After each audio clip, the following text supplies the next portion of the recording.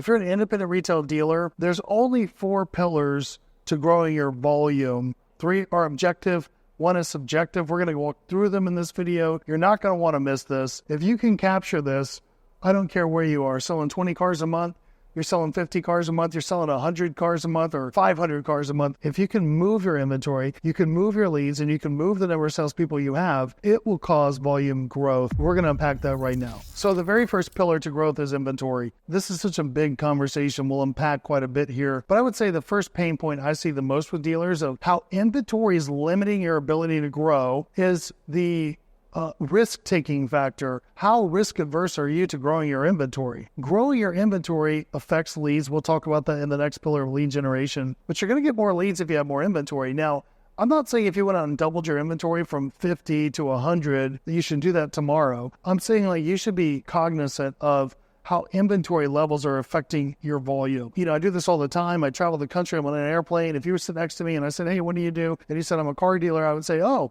well, how many cars do you sell a month? And if you told me 25, I would say, okay, well, you probably carry what, like 50 cars in inventory? Listen, 90% of the time you're going to say, how did you know? Yeah, that's true. Wow. That's because most independent retail dealers carry a 60-day supply or turn their inventory 6 times per year. If you have a 60-day supply, that means every 2 months, every 60 days, you're selling your entire inventory. So you're turning your inventory every 2 months. Well, if I turn my inventory every 2 months, then in a 12-month period, my turn rate would be turning my inventory 6 times. These are, pretty basic definitions, but you may not be aware of them.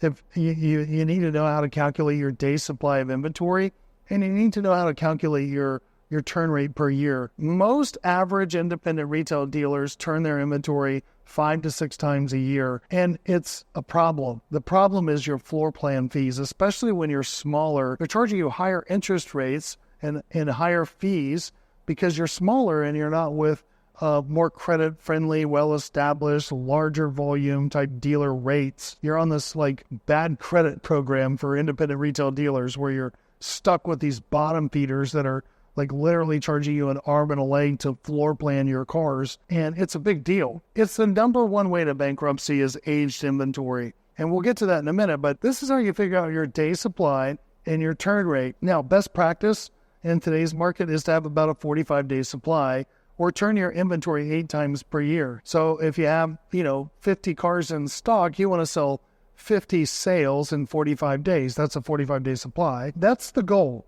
I don't know where you are. You can do the math based on the definitions, kind of pencil out where you are now. And I'm happy to drop down in the description a couple of like manual calculators that you can use, print out, and it'll help you walk through how to figure out what your day supply and your inventory turn is. And that gives us a starting place. Where are you now? And that's where you're trying to get 45-day supply, 8 turns per year. The problem with inventory first is, and what dealers struggle with is, I've never met a dealer, and I say this a lot, I've never met a dealer that said, I'm a bad buyer. You caught me.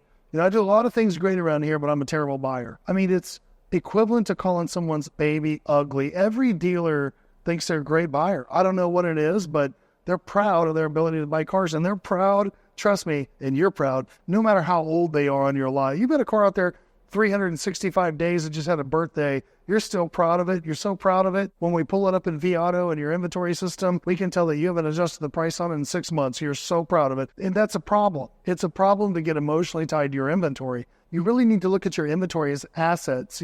Some great analogies is like, look at your inventory. Each car is like a block of ice melting every day. They're depreciating assets. And I promise you, you cannot outrun the depreciation. And so to fight the depreciation, we have to turn quickly. If you bought one car for $10,000 and that's all the money you had and you put it on your lot, how long would you wait before you went broke for someone to go buy that one car? Let's say nobody came and bought the car for 30 days. Your 10 grand you saved is out the door. You bought the car. Nobody for 30 days came and bought it, but you got bills to pay because it's the first. You got to pay the rent for your building. Maybe you got an employee. You got to pay a little bit of marketing. You're paying for a DMS. You're paying for the electricity, and you're starting to sweat at night because no one's bought that car. Let's say it goes another 30 days. You're at day 60 with that car sitting there. Another round. The first hits again. You got to pay the rent.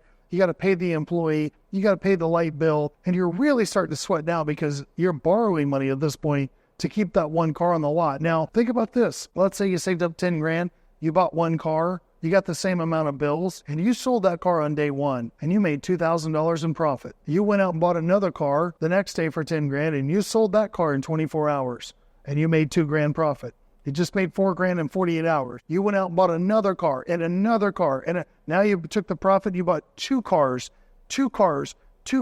Well, this is a great analogy in the extremes on each end of what it looks like to turn inventory versus leaving inventory stale. Look, it doesn't matter if you have one car on the lot for 10 grand and you don't sell it for 60 days, or if you have 500 cars on your lot and they're all 90 days old. This aging idea, well, it's death by 1,000 paper cuts. It's the quickest way to bankruptcy I've ever seen. And I've seen lots of dealers going bankrupt, unfortunately. And it's all because they're so proud of that car. They're not a bad buyer. Let's hold another day. Maybe somebody will bump their head on the way in here and buy it. Let's not reduce the price. You got 45 days to sell this car. I'm going to show you how to do that as we unpack inventory. But, this is the biggest pain point I see. Look, if you're a bad buyer, there's not 4 points I could give you. There's not 7 steps to solving the problem of a bad buy. If you're a bad buyer, you're in trouble. There's nothing you can do to erase the bad buy. So, are you the right person to buy? If you're not a good buyer, how do you get better? Are you the problem? And, maybe, look, just because you're not a great buyer doesn't mean you can't be a multi-million-dollar awesome dealer. Maybe you've got strengths in other areas and you need to focus your strengths in other areas and let somebody else buy your inventory. I'll move on to another point. Now we'll kind of set the table with some of the pain points for a dealer. What are independent retail dealers doing today to source cars? I own a 20-group company, Smart Groups, 20 Groups Reimagine. You can check us out at smart20groups.com.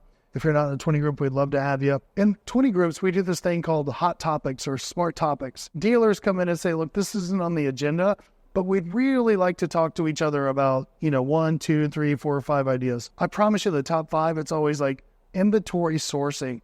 Where are all of you getting your inventory from right now? And right now, after post-COVID, we evolved a little bit in the car dealership of what's called customer sourcing or buying vehicles off the street. Instead of just going to the auction to buy cars, maybe it's putting up a website that says we buy your cars, or, Justin's buying center, not just selling center. Maybe it's when you come onto my website, we ask you first, are you buying us a car or selling a car? These are what some of the larger CarMaxes and Carvanas are doing. They're doing this for a reason. We do know that customer sourcing generates higher gross profit in the sale.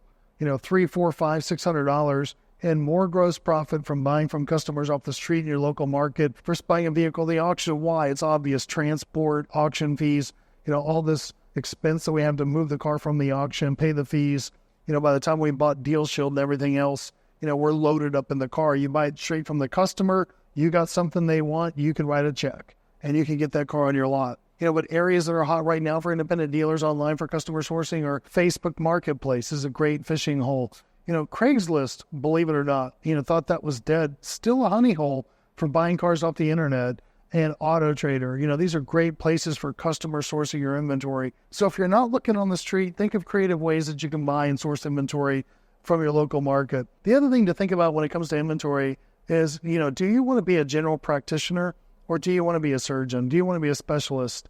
What is your brand known for? We're the Midwest. If I were to open up a car lot right across the street, I would sell lifted trucks, 4-door trucks, 4x4 trucks, work trucks, unique trucks. Let me throw some tent on the windows, some running boards. These are hot products in the Midwest. If you've got 50 vehicles on your lot, what makes more sense?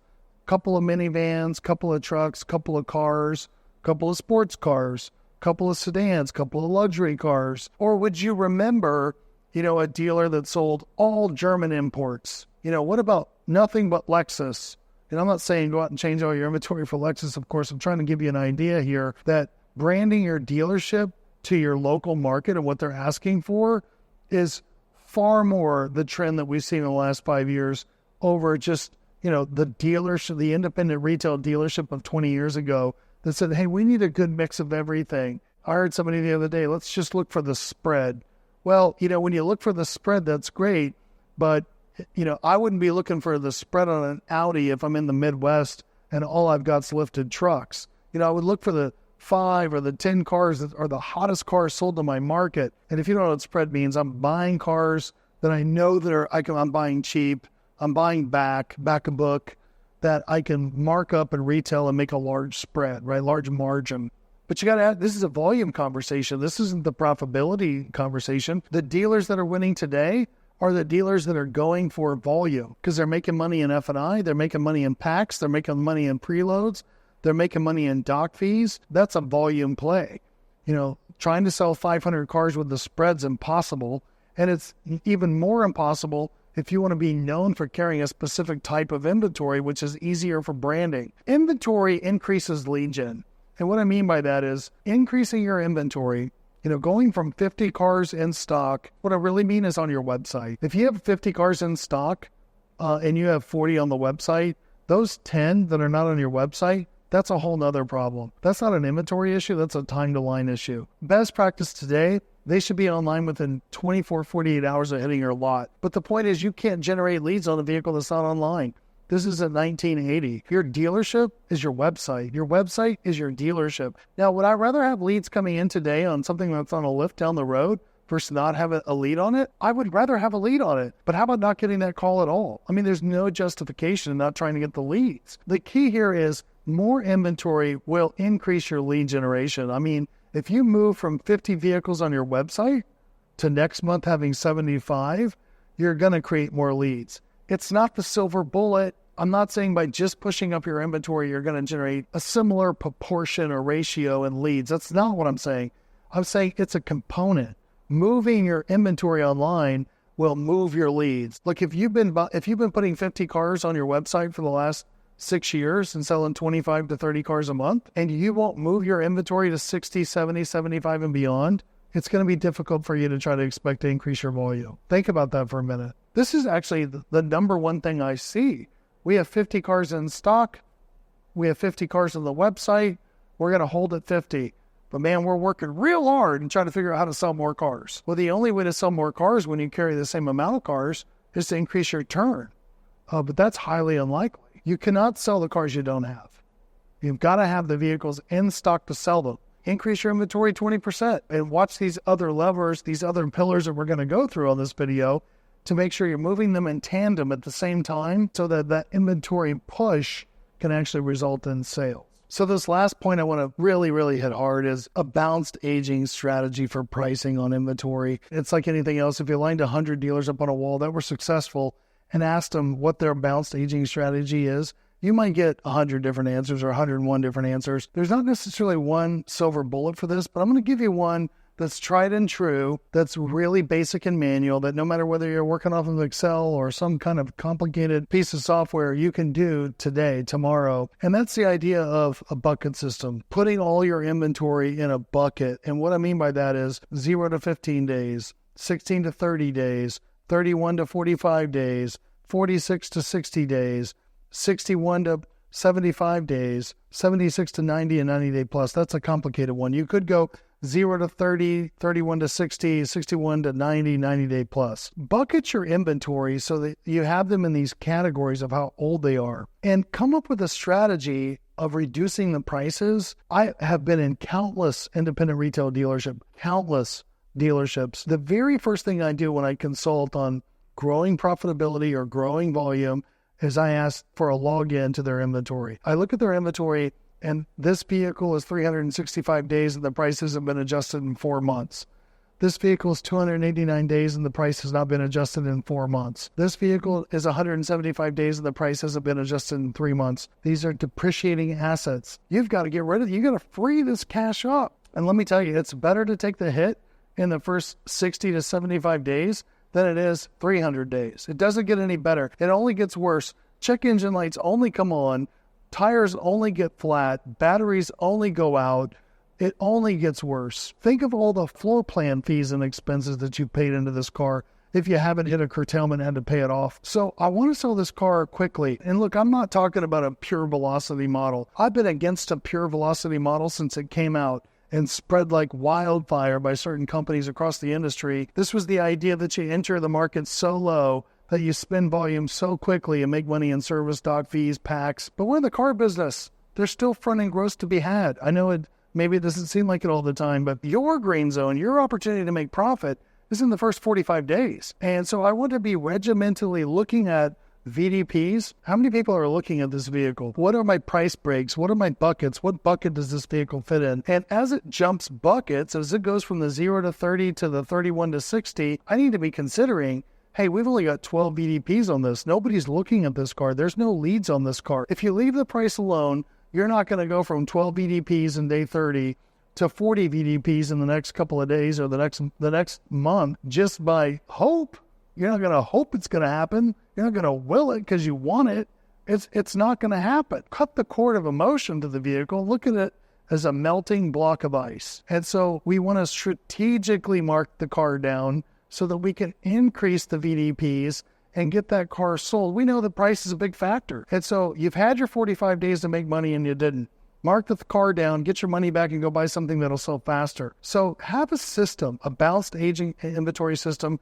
You can use some of these softwares that cost thousands of dollars to do this too, especially if you've got the money and the resource and the volume to do it. But you can also do this on an Excel spreadsheet. Listen, I recommend you're looking at your pricing and your buckets at a minimum of once a week, and that's a C player. A lot of the dealers I'm working with that have high turns, turning their vehicles 8, 12 times per year, they're looking at their inventory prices daily. But look, if you're not adjusting prices but once a month, well, let's start by looking at them once a week. And I'm not saying adjust the price once a week.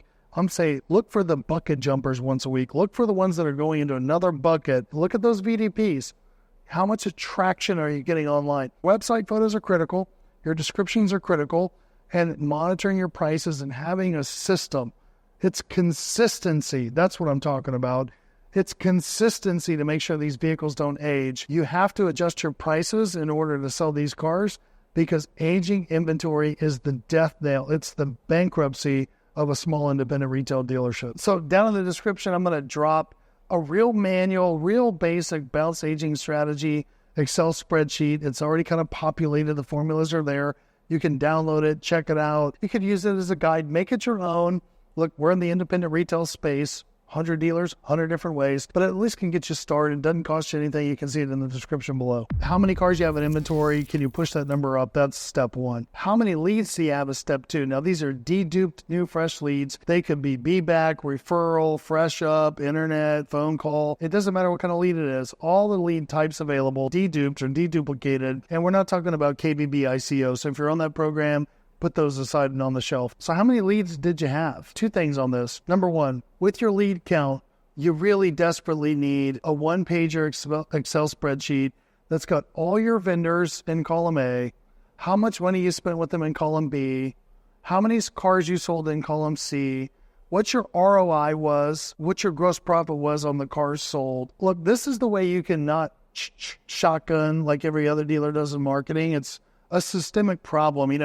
We just don't have marketing managers. We have a bunch of salespeople, not enough marketing focus. Marketing's interesting because you're with one of these larger third-party platforms and you feel like, I don't really know. I'm spending thousands of dollars with company A and I'm not really sure we're returning. And so you call and you threaten to cancel, or you cancel, and all of a sudden a rep shows up out of nowhere, out of thin air, poof, there's a rep. They sit down and they say, listen, you got 8 million impressions with us last month. We know you can't really pinpoint the vehicle sales. You better not cancel. And if you lose those 8 million impressions, your sales are going to be cut in half. Now you're scared to death. And they say, listen, not only should you not cancel us, but you should upgrade to package C. Now I know it's another $2,000 a month, but if you upgrade to package C with these spotlights and stuff, you're going to get even more impressions and you're going to sell more cars. And they walk out the door and before you know it, you meant to cancel on the phone a week ago and all of a sudden you've upgraded now a couple of grand a month to stay with these guys. Listen, the marketing ROI analysis, one-page Excel spreadsheet, will show you what the bottom performing marketing programs are so that you can cut those, cut the bottom 10%, reinvest those dollars in what's actually returning. What is selling cars? Having this ROI analysis and advertising will help you keep clean on where to put your dollars and where not. You'll at least be smarter than just shotgunning and splattering against the wall and hoping and praying that something that you do is going to work this month. This last point I'm going to end with on lead generation is critical. Nobody knows this. This is super secret math, so get excited. 8 to 10 leads per unit in inventory is the number of leads you need to turn 45-day supply. So you have 100 vehicles on your website. You need 800 to 1,000 leads with 100 cars in inventory in order to turn 45-day supply. That's 8 turns per year. But you need to know your number. How many leads did you get last month? How many vehicles did you have in inventory when you started? Do that quick math. It's real simple. And that'll tell you how many leads to inventory you had. Then look at your turn rate. And I guarantee it'll line up with this because I've done it 1,000 times and it always does. You're probably lower. You're probably getting somewhere around 5 to 6 leads per vehicle in inventory. You need to push that up to 8 to 10 times lead. That will increase your turn rate, which will increase your volume. Because if we can get more leads, we're going to sell more cars. We're going to buy more cars. We're going to sell more cars. We're going to buy more cars. We're going to sell more cars. It's going to push your volume. The next question is always, well, how do I get more leads per vehicle in inventory? Well, we talked about one already, and that's pushing your inventory up. If you push your inventory from 50 vehicles in stock, on the website, up to 75, you're going to get more leads. If you, like I made in the first point about lead generation, a marketing analysis report, cut out the bottom 10% performers and reinvest that money in what's working, you're going to increase your leads. The key in this conversation is getting that 8 to 10 leads per unit in inventory, which will yield, I guarantee it's going to yield you 8 turns per year or a 45-day supply. It's critical for you to know these KPIs so you understand where you are. You're running 5 leads per vehicle in inventory. Now, how do I get to 8? And these are conversations that you need to have with your team. These are conversations you need to have by looking at that ROI report. These are conversations you need to now have with your vendors. The question isn't now with your vendors, are we doing good? What does 8 million impressions mean? It's no. I'm getting 5 leads per unit in inventory. How do I get 8? I need to get to 8. How do we get to 8? By knowing this data, knowing the KPIs, it will propel you to figuring out the how. Next is salespeople, the number of salespeople you have. And don't overlook this. It seems so surface, not that complicated. I mean, I can't express to you how many dealers I've met that say, gosh, Justin, I just can't seem to break this. We're selling 20, 25 cars a month, and we can't seem to push to 30, 40, 50. Or I've met so many dealers selling 45, 50 cars a month that can't push to 70. There's these glass ceilings at 20, 25, 40, 45, 50, 60, 65, 70. Where does that come from? And let me tell you exactly where it comes from. The average salesperson in the independent retail space sells 16 cars per month. It's actually 16.3. Well, if that's true, think about this. You're a one-man band. You hire a salesperson. Now it's you and a salesperson. And you've got one salesperson. They're selling 16.3 cars a month, and you're still selling 10. But then you go on vacation, and you sell 20. Then you get tired, and you sell 19. Then you come back roaring to go, we're going to do this. We're going gangbusters, and you sell 26. But you're going to hover between that 20 average because you have one salesperson. If you had 400 leads a month, and you had 100 cars in stock, you're only going to sell 20, 25 cars a month. You might have a weird anomaly month where you sold 30 because nobody ever went home and you slept at the dealership. Good for you, but it's not sustainable. That means when you're selling 20, you're selling 24, 25, you're the owner wearing tons of hats. Hey, it's time to hire another salesperson. I know it doesn't sound that sophisticated. I wish it was more complicated, but I can't tell you, and maybe this is you, how many dealers I've explained this to, and they're like, ding, light bulb goes off like, oh my gosh, we'll never sell 40. You'll never sell 30 with one salesperson. It's just impossible. I've honestly had dealers selling 100 cars a month that just didn't believe that the average salesperson in the independent retail space was selling 16 cars per month because they were selling 11. And they say it's impossible to sell 16. Well, if you're selling 11, that means you need 2 to sell 22. You can use your own math. It's impossible to handle and ingest the leads adequately to produce the sales results without having the right number of salespeople. And I don't talk about this very much, but it's the same with F&I. So you can see a trend here on these first 3 objectives, these first 3 pillars. If you don't have the cars to sell, you're not going to sell them. If you don't have the leads, you're not going to sell the cars. If you don't have the salespeople, you're not going to sell the amount of units that you need to sell. Sales processes is subjective. If you brought in me, Grant Cardone, Andy Elliott, and Joe Verdi into your dealership and didn't change anything else, you would sell more cars. You would increase your turn. We would come in there. We would change the way we do a meet and greet. We would change the way we close, the way you close. We would be doing it with more energy, charismatic experience that would change the process. We would tell you that, like, look, we're not going to do a handwritten credit app. We're going to do it in the CRM, and we're going to shoot it to the desk, and they're going to get the approval while we're working on doing the 3 steps of the in-between time between selling a car, shaking a hand, and F&I. We would bring that to the table. We would change the process. That's subjective, though. That's not measurable. That's like saying, like, what's your goal for the next quarter of your dealership? Something measurable, like calling more leads, outbound leads in the BDC, or selling more cars, or doing more demos? Or is it improving your culture? Well, what is improving your culture? What does that mean? Like, how do you measure that? Well, we feel like everybody likes working here more. Not measurable, doesn't work. You get an F on that. Same for this subjective matter of your processes. How do you measure that? It's very difficult to measure. You know, are you running at a 35% conversion rate of showroom visits to close and delivery, or 50%, 55%? This is what we mean by sales process. To wrap all this up, what's your inventory look like? Can you push that lever forward? Is it time? If it's time, where's your lead count out? You know how to measure that now. How many salespeople do you have? Do some historical data. What's the data in your store? If you don't want to use my number, take your last 90 days, take your sales from each month in the last 90 days and divide it by the number of salespeople that you had working for you each of those months in the last 90 days and figure out what your average salesperson sells. Assume you're not going to change your process. Well, now you can just do math and figure out how to go from where you are today to moving into growth, to hit that next ceiling, to move to the next 20, 30 cars and beyond. Well, so working with hundreds of dealers, thousands of dealers all across the country in the independent retail space, these are the 4 pillars, the foundation for growing volume. You know, we'd love to hear from you on feedback on this video, the content, what you're experiencing in your dealership. Also, please be sure to like, share, and subscribe. You know, we obviously are a referral-based business, and, you know, our YouTube channel is referral-based. So be sure to fill out some feedback for us, like, share, and subscribe, and we'll see you next time.